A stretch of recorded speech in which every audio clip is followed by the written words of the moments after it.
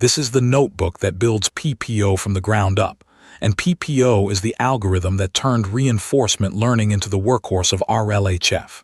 But we do not start at PPO. We start at the very beginning with the simplest policy gradient there is, and we earn every piece of PPO one fix at a time. By the end you will understand the whole lineage, reinforce, then a baseline, then Actor-Critic, then PPO, well enough to derive it at a whiteboard.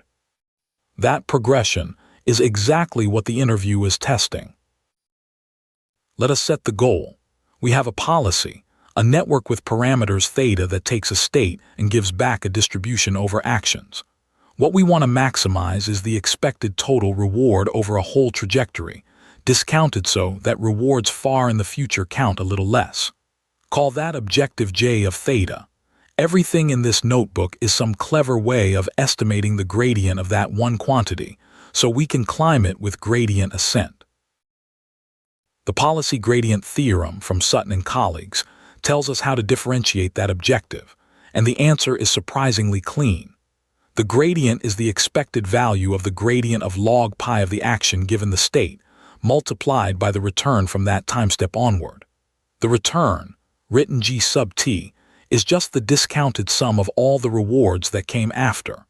The beautiful thing is there is no derivative of the environment in there, only a derivative of our own policy. That is what makes it learnable. Here is the intuition that makes the whole thing click. The gradient of log pi points in the direction that increases the probability of the action you took. The return is the signal, positive means that was a good idea, negative means it was not. Multiply them together and you get a simple instruction. Do more of what led to high reward, do less of what led to low reward. That is it.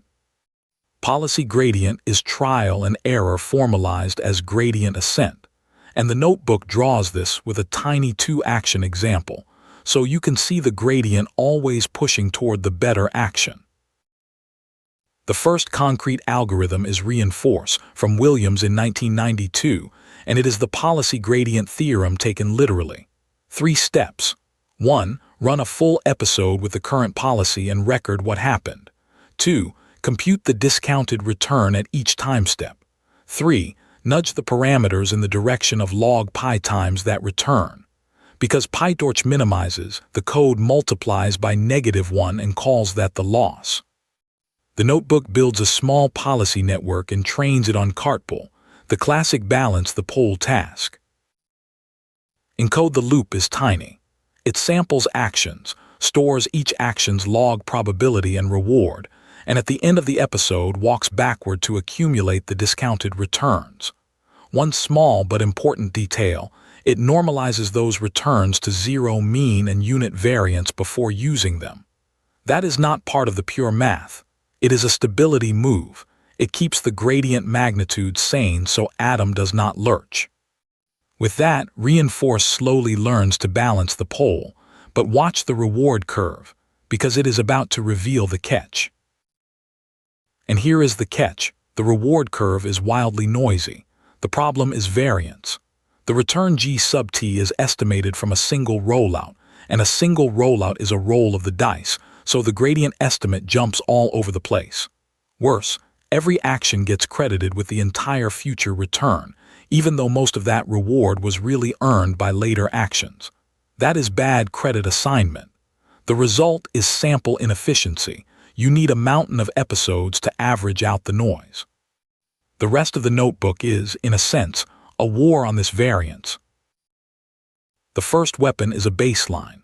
The idea is to subtract some function of the state, call it b of s, from the return before you scale the gradient. Instead of asking how much reward did this action get, you ask how much better than baseline was it. That recentering shrinks the variance dramatically, because you are no longer multiplying by a big noisy number, you are multiplying by a smaller difference. The question is whether subtracting something changes what we are optimizing. And the answer is no, it stays unbiased, which is the elegant part. The extra term you introduce is the baseline times the expected gradient of log pi, but the expected gradient of log pi over all actions equals the gradient of the sum of the probabilities, and probabilities always sum to 1. The gradient of a constant is 0, so the whole baseline term vanishes in expectation. It lowers the variance without shifting the average gradient at all. You get the noise reduction for free. So what is the best baseline to use?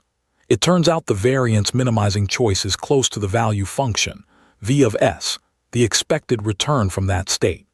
Subtract it and you get the advantage function, of s, defined as q minus v. In plain words, the advantage answers.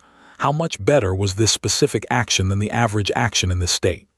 The notebook trains a second small network, a value network, to estimate v, and uses return minus value as the advantage.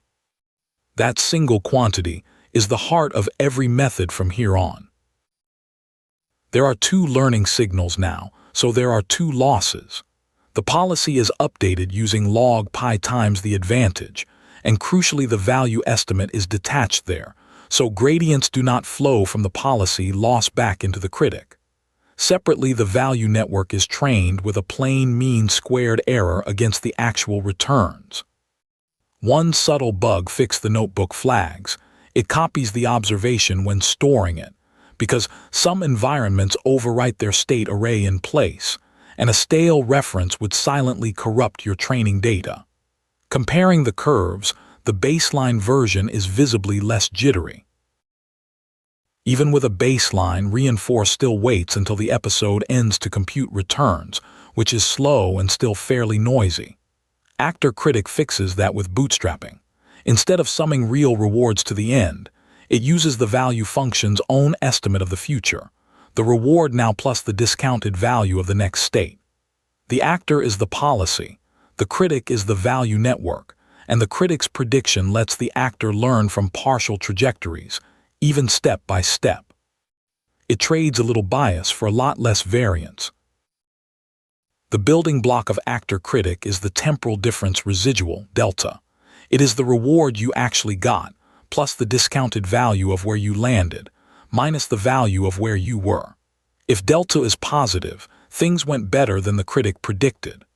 Notice this only looks 1 step ahead, so it has very low variance, but it leans entirely on the critic being right, which makes it biased early in training. That is the opposite extreme from the Monte Carlo return, which is unbiased but noisy. Now we want the best of both. That best of both is generalized advantage estimation, GE, from Schulman and colleagues. The advantage becomes a discounted sum of those TD residuals, decayed by gamma times lambda as you look further ahead. Lambda is the new knob. Set it to 0 and you get the pure 1-step TD residual, low variance, high bias. Set it to 1 and you recover the full Monte Carlo advantage, high variance, low bias.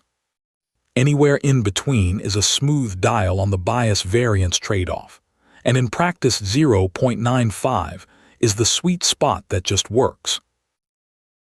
Computing GE is one clean backward pass. You walk the trajectory in reverse, and at each step you set the advantage to the current TD residual plus gamma times lambda times the advantage you already accumulated from the future. That recurrence is what folds the whole decayed sum together efficiently.